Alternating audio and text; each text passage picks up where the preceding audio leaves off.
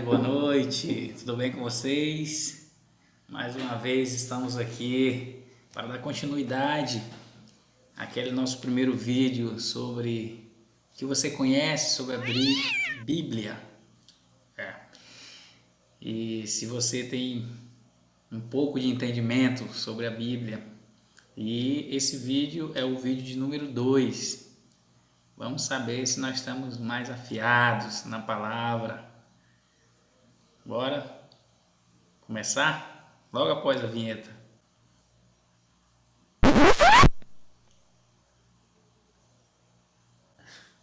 Ok, voltamos. Sem mais delongas, vamos para a primeira pergunta.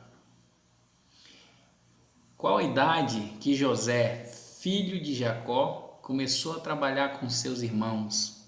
14, 15, 17 ou 18?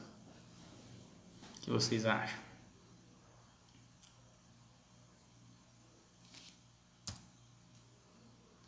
Errei, né? Resposta errada. Estas são as gerações de Jacó, sendo José de 17 anos e apacentava as ovelhas com seus irmãos, sendo ainda jovem.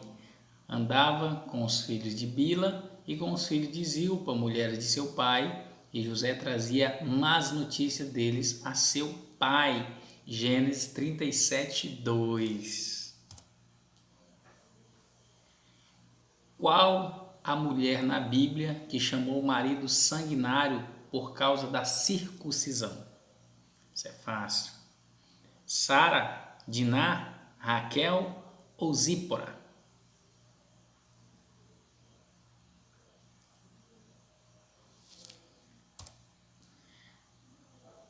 Parabéns, olha, acertei.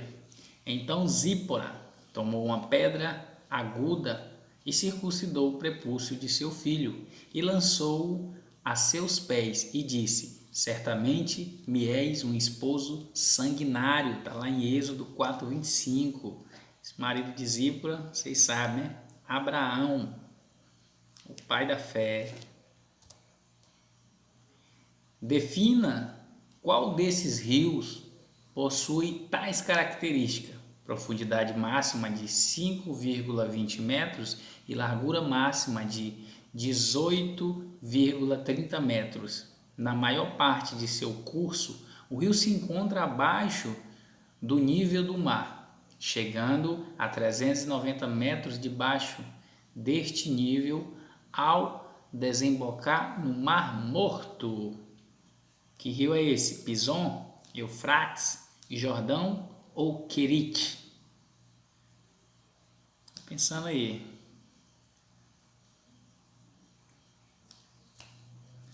Vamos para a resposta. Errei mais uma vez. O rio Jordão, e em hebraico, Nea Hayerden. Em árabe, Na al-Urdun. É um rio de grande importância religiosa que se situa na Palestina, formando o Talveg do Vale do Jordão, a fronteira natural entre Israel e a Jordânia. Jordão significa aquele que desce, ou também lugar onde se desce, bebedouro. O rio deságua no Mar Morto. As suas margens, em especial no troço de montante que transporta água doce, são muito aproveitadas para a agricultura, tendo do lado de Israel como do lado da Jordânia. Nasce na encosta do Monte Hermon, atravessa o lago Olé e segue depois até o Mar da Galileia, para desaguar no Mar Morto. O rio tem profundidade máxima de 5,22 metros, mas adiante, por intermédio, metros de largura, no máximo de 18,30 metros, que é a pergunta. Na maioria parte do seu curso, o rio se encontra abaixo do nível do mar. Também foi atravessado a seco por Elias e Eliseu. Mais adiante, por intermédio de Eliseu, como nos mostra a Bíblia Sagrada, houve dois: a cura de Naamã, por ter mergulhado 7 vezes no rio e fez flutuar um ferro de um machado. Está lá em 2 Reis 5:14 e 2 Reis 6:6. De acordo com os evangelhos, João Batista desenvolveu a sua pregação nas proximidades do Jordão, onde Jesus foi batizado, e não terá sido longe daí que decorreu o período de suas tentações, mais próxima da região de Jericó, no Monte da Tentação. Olha que interessante. Na história do mendigo do seio de Abraão e do rico, qual o nome do mendigo? Lázaro, Silvano, Lucas ou Simão?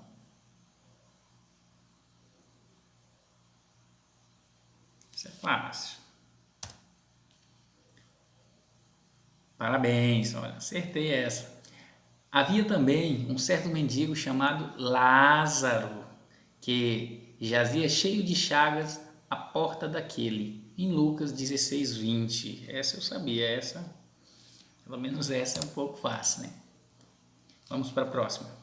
Qual o pai da igreja que Constantino ordenou em 331 d.C. que se fizesse 50 cópias do Novo Testamento a fim de levar às igrejas do Império Romano? Crisóstomo, Agostinho de Hipona, Tertuliano ou Eusébio? Você sabe?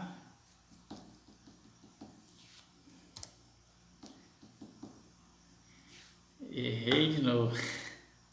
Eusébio, em 331, foi encarregado por Constantino de preparar 50 cópias das escrituras em pergaminho para as igrejas da nova capital. Eusébio usava textos cesarense, portanto, é provável que tenha sido esse tipo de texto primeiramente usado ali. É provável que essas cópias tenham sido submetidas a correções com a base de texto luciânico, até serem finalizadas e substituídas por novas cópias essencialmente bizantinas, produzidas em algum escritório sério local. Isso aí estava um pouco difícil, né?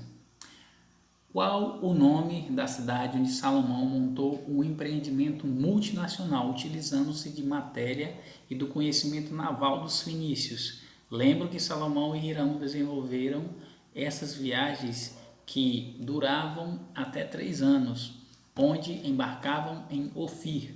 Onde foi esse local, essa cidade que ele montou esse empreendimento? Cairo, Mênfis, Ezion, Geber ou Nínive? Vai pensando aí. E eu errei. Golfo de Acaba.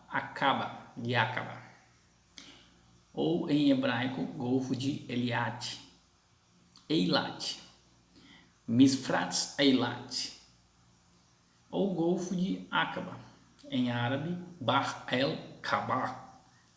É uma porção do Mar Vermelho que separa a Península do Sinai e a Península Árabe e que banha Israel, Egito, Jordânia e Arábia Saudita. O Golfo de Aqaba é uma das duas reentrâncias criadas pela bifurcação da extremidade setentrional do Mar Vermelho, na altura da Península do Sinai, com o Golfo de Suez a oeste da península e o Golfo de Aqaba a leste. Sua largura máxima é de 24 km e estende-se por cerca de 160 km. Desde o Estreito de Tirã até um ponto em que as fronteiras de Israel, Egito e Jordânia convergem. Nessa área, ao fundo do Golfo, encontram-se 3 importantes cidades: Taba no Egito, Eilat em Israel e Aqaba na Jordânia. Sua porção ao norte é importante para o povo de Israel, uma vez que os filhos de Israel estão acampados em Ezion-Geber, sob a liderança de Moisés, quase no término de 40 anos de peregrinação no deserto. O livro de Samuel registra que Davi conquistou praticamente todo o território de Edom, seguindo esse princípio. Salomão montou em Ezion-Geber um empreendimento multinacional utilizando-se do material e do conhecimento naval dos fenícios. Esse navio dos reis Salomão e Hirão partiram de Ezion-Geber, no Golfo de Aqaba, e as viagens duravam até 3 anos, onde desembarcavam em Ofir. Mas, mediante Josafá, tentou realizar a mesma proeza de Salomão e Hirão, que Hirão fizeram, mas não conseguiu. Os navios de Tarsis quebraram. Quem falou Ezion-Geber tá de parabéns aí, que eu não tinha a mínima ideia. Quem foi o pai da igreja que Paulo repreendeu duramente? Tiago, João, Barnabé ou Pedro? Quem foi que Paulo repreendeu duramente? Eu errei. E chegando Pedro a Antioquia, de resistir na cara, porque era repreensível. Isso Paulo falando lá na epístola em Gálatas 2:11. Isso aí. Qual o nome das águas que regam o poço onde possivelmente Gibeão separou os 300 dos 12.000? Harod, Querite, Jaboque ou Pison? Quais são essas águas? Qual é a resposta correta? Eu errei de novo. De dentro de uma caverna sem expressão que surgem as águas de Harod. Dali você pode beber a água com as mãos. Estavam cercados ao norte pelo exército dos Midianitas e estavam com cerca de 32 mil homens para a peleja. Os homens foram dispensados dali mesmo e só restaram 300 homens. O poço de Harod tem sido tradicionalmente identificado como Al-Jalud, um poço de águas no Monte Gilboa. O leito fundo e as margens moles dessa corrente constituem formidável trincheira em frente à posição de Gilboa e fazem com que seja possível que os defensores desta retenham as fontes aos seus pés, em face do inimigo na planície, e a fonte é indispensável para eles, pois nem à esquerda, nem à direita, nem à retaguarda existe outra água viva. Em qual dos salmos lemos a respeito do gelo?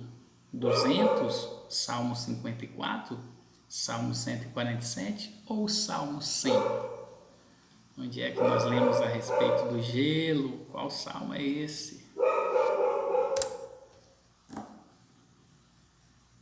Eu errei de novo. O que lança o seu gelo em pedaços, quem pode resistir ao seu frio? Salmo 147, 17. Eu pensava que era o 200.